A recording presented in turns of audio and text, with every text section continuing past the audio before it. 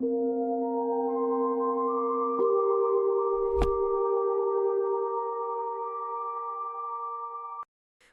everyone, to Just Speak English podcast. I'm Corey, and I'm so glad you're tuning in today. You know, there's a question that's been on my mind a lot lately, something I think we all grapple with. Why are we so incredibly afraid of making mistakes? Whew, that's a heavy one to start with, Corey, but a good one. Right? And to help me unpack this, I'm joined by my friend Alex. Alex, thanks for being here. Hey, thanks for having me. It's a topic I'm, let's say, intimately familiar with. I think most of us are. It's this universal feeling, this knot in your stomach when you think you might mess up, whether it's at work, in a conversation, or even trying a new recipe. Oh, definitely. The fear of the epic fail. Exactly. So today, we're going to dive deep into that. Where does that fear come from? How does it hold us back? And most importantly, what can we do about it? If this sounds like a conversation you need to hear, make sure you're subscribed to Just Speak English podcast so you don't miss future episodes. We'd love to have you as part of our community. Let's do it. Let's get into the mess of mistakes. I love that. All right, let's start at the beginning. The roots of the fear. Hello! We're excited to show you our native speech capabilities, where you can direct a voice, create realistic dialogue, and so much more. Edit these placeholders to get started. So, Alex, when you think about this fear of making a mistake, what's the first thing that comes to mind? Where does it feel like it started for you? Honestly, it's a flash of a memory from, I must have been in third grade. Oh, wow, that's specific. Yeah, it was a math test. And I remember the teacher handing the papers back, face down, and she would walk around the room and you could just feel the tension. The silence. The dead silence. And then she'd put the paper on your desk and you'd see this bright red ink, all these circles and X's. I got a 68, I think, and I just remember this hot, flushing feeling of shame, like everyone knew. The spotlight effect. You feel like every single person in the room is looking directly at you and your failure. Exactly. And it wasn't just about the bad grade. It felt like I was bad. The mistake wasn't separate from me. It was me. That's such a powerful distinction. The mistake becomes an indictment of your character or your intelligence, not just an incorrect answer on a piece of paper. Right. And I think school is a huge breeding ground for that. It's all structured around getting the right answer. There's no reward for a creative attempt that doesn't quite land. That's so true. The system is binary. It's correct or incorrect, pass or fail. There's very little room for the nuance of trying, of the process. And that carries over, doesn't it, into everything else. I remember being scared to raise my hand in class after that, even if I thought I knew the answer, because what if I was wrong? The risk of public failure felt way worse than the potential reward of being right. So you started playing it safe. Totally. I became the quiet kid in the back, the one who only spoke when he was 110% sure, which, as you can imagine, wasn't very often. I've seen that happen with so many brilliant people.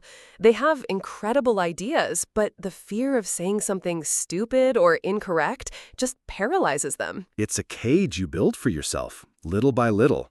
And it's not just school. I think about my upbringing, too. My parents are wonderful people, but they had very high expectations. Ah, the pressure to succeed. Immense pressure. A B was met with, what happened? Why wasn't it an A? It came from a place of love. I know that now. They wanted the best for me. But as a kid, the message I heard was, don't mess up. Don't disappoint us. So love and approval felt conditional. Yeah, in a way. It linked success with being worthy and mistakes with letting people down. That's a heavy burden for a child to carry. It absolutely is. And it creates this internal narrative that you carry into adulthood. The voice of that third grade teacher, the voice of your parents, it becomes your own inner critic. Oh, that inner critic is loud and very, very convincing. He's always there, whispering, Don't try that. You'll look like an idiot. Or, you're not smart enough for this. Just stick to what you know. And what about society at large? We see curated perfection everywhere, especially now with social media. Everyone's posting their wins, their perfect vacations, their job promotions. Don't even get me started. Haha. It's a highlight reel of everyone else's life. You don't see the 100 blurry photos they took to get that one perfect shot. You don't see the rejections they got before the promotion. You just see the flawless end result. And it reinforces that idea that everyone else has it all figured out, and you're the only one who's struggling and making mistakes behind the scenes. It makes you feel so isolated in your imperfection. It's like, why can't I be like that? Why am I the one who keeps tripping up? When in reality, stumbling is the most human thing we do. It's the primary way we learn. A baby learning to walk falls down hundreds of times. They don't lie on the floor and think, well, I guess walking isn't for me. I'm a failure. Haha, right? They just get back up. They cry a bit maybe, but they get up and try again. Somewhere along the line, we lose that resilience. We do. We're taught that falling is shameful. So instead of focusing on getting back up, we focus all our energy on not falling in the first place. Which means you never run. You just walk very, very carefully. And you miss out on so much. It sounds like for you, the roots are a combination of the educational system structure, parental expectations, and this broader societal pressure for perfection. It's the perfect storm, really. Each one reinforces the other, building up this wall of fear brick by brick, until the thought of making a simple mistake feels like it could bring the whole thing crashing down. That's a perfect and terrifying metaphor for it.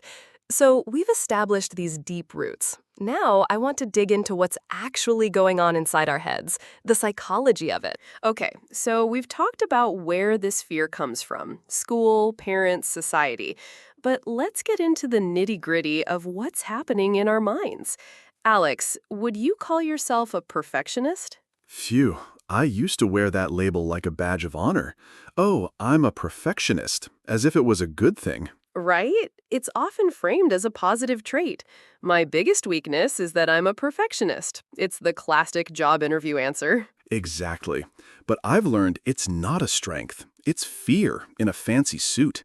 It's the fear of being judged, the fear of not being good enough. That's a great way to put it. It's not about striving for excellence, which is healthy. It's about an obsessive need to avoid failure at all costs. Yes, and that leads to some, let's say, interesting behaviors. Procrastination is a huge one for me. Oh, that seems counterintuitive. You'd think a perfectionist would get things done early. You would, but the fear of the final product not being perfect is so overwhelming that you can't even start. You put it off and off and off, because as long as you haven't started, you can't have failed yet. The potential remains pure. The idea in your head is still perfect. It's flawless in my head, but the minute I put pen to paper or fingers to keyboard, it becomes real, and it can be flawed. So I'll do anything to avoid that moment. Clean my entire apartment, organize my spice rack, watch a 3-hour documentary on garden snails. The spice rack, I feel that. It's a protective mechanism. If you run out of time and have to rush at the end, you have a built-in excuse. Oh, it's not my best work. I didn't have enough time. You've got it. It protects the ego. It wasn't that I wasn't good enough. It was the circumstances. It's a subconscious safety net. It's fascinating how our brains work to protect us, even when that protection is ultimately holding us back.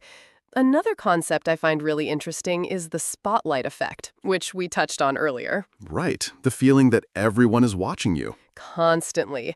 There was a study where they had students wear a ridiculous t-shirt, like with a picture of Barry Manilow on it, into a classroom.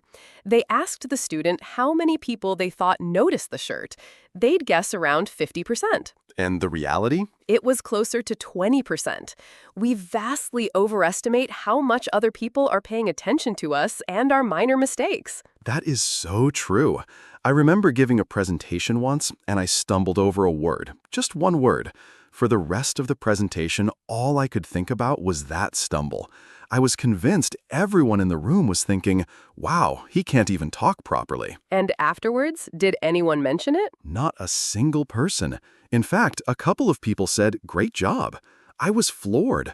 I wanted to ask them, but didn't you hear me mess up that word? Of course I didn't, but in my head, that tiny mistake was a giant, flashing neon sign. Because it was the center of your universe at that moment.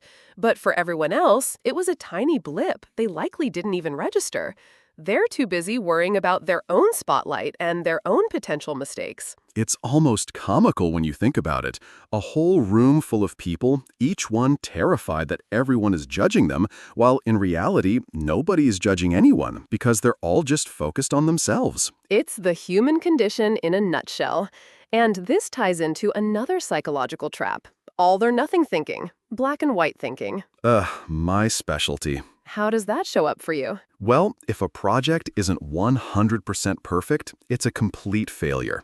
If I'm trying to build a new habit, like going to the gym, and I miss one day, the whole endeavor is ruined. I might as well just quit. There's no middle ground. There's no, well, I went 4 out of 5 days this week. That's a huge win. Nope, it's I failed. I'm a person who can't stick to a routine. I'm undisciplined. The single mistake invalidates all the progress. That is so exhausting. It must be draining to live with that kind of internal pressure. It really is. I once spent, and this is embarrassing, I spent an hour rewriting a 2-sentence email to my boss. An hour? An hour. I was agonizing over a comma. Should I use a semicolon? Is the tone too casual? Is it too formal? I read it out loud probably 50 times. It was a simple email asking for clarification on a deadline. Wow. By the time I sent it, I was sweating. And you know what his reply was? One word. Thursday. Of course. All that anxiety, all that perfectionism for Thursday. It's moments like that when you realize how disproportionate the fear is to the reality. The psychological weight we place on these tiny, insignificant things is immense. And it's all driven by this fear of being perceived as less than perfect, which, ironically, no one is expecting you to be. No one except yourself. Your inner critic is the toughest boss you'll ever have. Absolutely. So we have perfectionism, procrastination as a defense mechanism, the spotlight effect, and all or nothing thinking. It's a potent psychological cocktail. It really is. And understanding these mechanisms has been a game changer for me. Just being able to name it, to say, that's the spotlight effect, or, okay, I'm falling into all or nothing thinking here. It gives you a little bit of distance. It helps you see it as a pattern, not a personal failing. That's the first step, isn't it? Recognizing the pattern. Because once you see it, you can start to question it. Which leads us perfectly into the next part of this. What is the actual, tangible impact of living this way? How does it really hold us back? Hello, We're excited to show you our native speech capabilities. where you can direct a voice, create realistic dialogue, and so much more. Edit these placeholders to get started. So, Alex, we've dissected the psychology. We know what's happening in our heads. Let's talk about the real-world consequences. What do you think you have genuinely lost or missed out on because of this fear of making mistakes? Wow, that's a big question. Whew. When I really think about it, the biggest thing is probably opportunity. In what way? In my career, specifically, there have been so many times in meetings where I had an idea, a different perspective on a problem, but I held back. Why? Because the idea wasn't fully formed. It wasn't perfect. I'd think, what if there's a flaw in my logic? What if someone asks a question I can't answer? The fear of being exposed as not knowing everything was greater than the desire to contribute. So you'd stay silent. I'd stay silent. And then, 10 minutes later, someone else would voice a similar, half-baked idea. And instead of shooting it down, the team would jump on it. They'd brainstorm, build on it, and refine it into something brilliant. And you're sitting there thinking, That could have been me. It's a terrible feeling, a feeling of regret. I didn't give my ideas a chance to breathe, to be imperfect, and to grow. you're highlighting something so important. Innovation and creativity cannot exist without mistakes. They are fundamentally linked. If you demand perfection from the very first step, you stifle all creativity. You really do. Creativity is messy. It's about throwing spaghetti at the wall and seeing what sticks. My fear meant I was spending all my time trying to cook a perfect single strand of spaghetti in the kitchen, so I never even made it to the wall. What a perfect analogy. And this doesn't just apply to work, does it? I imagine it seeps into your personal life as well. Oh, completely. It stopped me from trying new hobbies. I've always wanted to learn to play the guitar. Oh, classic. Right? But the thought of those first few months, the horrible sounds, the fumbling fingers, not being able to play a single recognizable song, the sucking phase. I couldn't get past the idea of being bad at it. The vulnerability of being a beginner. Yes, I want to be good at things now. I don't want to go through the awkward, mistake-filled process of learning, which is, of course, the only way to get good at anything. It's a total paradox. The desire to be good prevents you from doing the very thing that would make you good. It's a prison of your own making, and it can affect relationships too. It can make it hard to be vulnerable, to apologize. Admitting you were wrong is, in itself, admitting a mistake. That's a huge one. Saying, I'm sorry, I messed up, requires a lot of humility and a willingness to be imperfect. And if your whole identity is built around not messing up, that can feel like a personal attack. So you get defensive. You justify your actions. You might even blame the other person. And that can cause so much damage to trust and intimacy. A huge amount. I've had to learn, the hard way, that a genuine apology and an admission of a mistake can actually strengthen a relationship far more than pretending you're always right. It shows you're human. It shows you're safe to be around. It gives the other person permission to be imperfect too. Exactly. It creates emotional safety, the opposite of that third-grade classroom we talked about. I think one of the most insidious impacts of this fear is on our decision-making.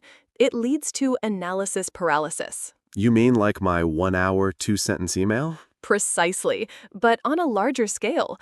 Choosing a career path, deciding whether to move to a new city, committing to a relationship. When you're terrified of making the wrong choice, you often end up making no choice at all. You just stay where you are, in the safety of the known, even if you're unhappy there. The fear of a potentially worse outcome paralyzes you. And that in itself is a choice, the choice to remain stagnant. Often, the cost of inaction is far greater than the cost of a mistake. I read something once that said we tend to regret the things we didn't do far more than the things we did, the missed opportunities, the chances not taken. That's the Bronnie Ware book, The Top 5 Regrets of the Dying. And number 1 is always, I wish I'd had the courage to live a life true to myself, not the life others expected of me. Wow, that hits hard. Because that's what this is, isn't it? The fear of mistakes is often the fear of deviating from a script we think we're supposed to follow, the script of perfection. It is. It keeps you on a very narrow, well-trodden path. It prevents you from exploring the wilderness, from getting a little lost, which is where all the most interesting discoveries are made. So the impact it's massive. It costs you opportunities, creativity, skill development, relationship depth, and ultimately a life lived with courage. It sounds so bleak when we lay it all out like that. It does. It feels heavy. But the good news is, we're not doomed to stay in this prison. There are keys. There are strategies to pick the lock.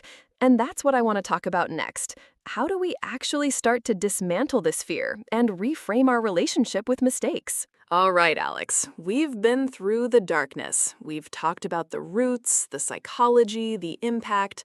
Let's find some light. How do we begin to fight back against this fear? I think the biggest shift for me, the starting point for everything, was learning about the growth mindset versus the fixed mindset. Ah, Carol Dweck's work. It's brilliant. Can you explain the difference? Sure, a fixed mindset is the belief that your abilities, your intelligence, your talent are static. You've got what you've got, and that's it. So a mistake isn't an opportunity to learn, it's proof of your inherent limits. It's that third grade classroom again. You got a 68, therefore you are a 68 student in math. Exactly. But a growth mindset is the belief that your abilities can be developed through dedication and hard work. Your brain is like a muscle. It gets stronger with use. In this view, a mistake isn't a verdict, it's just information. This approach didn't work. Let me try another one. It completely reframes failure. It's no longer an endpoint, it's part of the process. It's essential to the process. And just understanding that concept was like someone opening a window in a stuffy room. It gave me a different way to talk to myself. So that internal narrative starts to change. Instead of, I'm so stupid, it becomes, what? It becomes, okay, that was interesting. What can I learn from this? Or, that was harder than I thought. I need to practice this part more. It shifts the focus from judgment to curiosity. I love that. From judgment to curiosity. That's a powerful mantra. So that's the philosophical shift. What about practical, on-the-ground strategies? For me, it was starting small, deliberately making small, low-stakes mistakes. Like exposure therapy for perfectionism? Totally. Like, I would intentionally send an internal email with a typo. To a trusted colleague, of course. That must have been terrifying at first. My hand was shaking. It felt so wrong. But I'd send it, and you know what happened? Let me guess. Nothing? Absolutely nothing. Nobody died, the company didn't collapse. Most of the time, the person didn't even notice. It was a tiny piece of evidence that the world doesn't end when you're not perfect. So you're building a new data set for your brain. You're overriding the old mistakes are catastrophic programming with new mistakes are mostly insignificant data. Exactly. Another thing was trying that hobby I mentioned, the guitar. I made a new rule for myself. My goal was not to be good, my goal was to be consistent. I just had to pick it up and suck at it for 15 minutes a day. You reframed the definition of success. Success wasn't a perfect chord. Success was just showing up. Yes, and it took all the pressure off. Some days were awful, just buzzing strings and noise. But I'd put a check mark on my calendar. I succeeded for the day. And slowly, very slowly, the awful sounds started to sound a little less awful. That's a brilliant technique. Another one I love is the idea of celebrating intelligent failures. What do you mean by intelligent failures? An intelligent failure is one that results from a thoughtful risk. You tried something new, you pushed the boundary, and it didn't work out. It's the opposite of a mistake made from carelessness. These are the failures we should be encouraging. So it's about rewarding the attempt, not just the outcome. Precisely. In some innovative companies, they have failure parties or failure CVs, where people share things they tried that didn't work and what they learned. It completely normalizes it. It makes it a badge of honor, a sign that you're actually trying to innovate. Wow, a failure party? I can't even imagine that. But it makes so much sense. It creates that psychological safety we talked about. It does. And on a personal level, we can do that for ourselves. When you try something and it fails, instead of beating yourself up, you could treat yourself to a coffee and say, "Good job for being brave enough to try." I really like that. It's about being kind to yourself, which is not a perfectionist's strong suit. Not at all. And that brings up the last and maybe most important strategy, self-compassion, forgiving yourself when you mess up. That's the hardest part. The inner critic comes out with knives sharpened, ready to tell you all the reasons you're a failure. And the key is to not believe him, to treat yourself with the same kindness and understanding you would offer a good friend who made the same mistake. You wouldn't tell your friend, "You're a complete idiot, you should just give up." No, you'd say, hey, it's okay. It happens to everyone. What can you do next? So why not afford ourselves the same grace? I recently made a mistake at work, a scheduling error that caused some inconvenience. And my first reaction was that old familiar shame. How could you be so careless? I know that feeling. But then I took a breath and I tried this. I thought, okay, human moment. I'm juggling a lot and I dropped a ball. It's not a reflection of my worth, it's a mistake. I apologized to the people affected, I fixed it, and I let it go. And it felt revolutionary. Letting it go. That's the goal, isn't it? To not let a single mistake hijack your entire day or week. Exactly. So we have adopting a growth mindset, starting with small, deliberate mistakes, reframing success, celebrating intelligent failures, and practicing radical self-compassion. That feels like a solid toolkit. It's not easy. It's a lifelong practice, not a quick fix. But it feels hopeful. It feels like there's a way out of the prison. There absolutely is. And it starts with the very next choice we make after we stumble.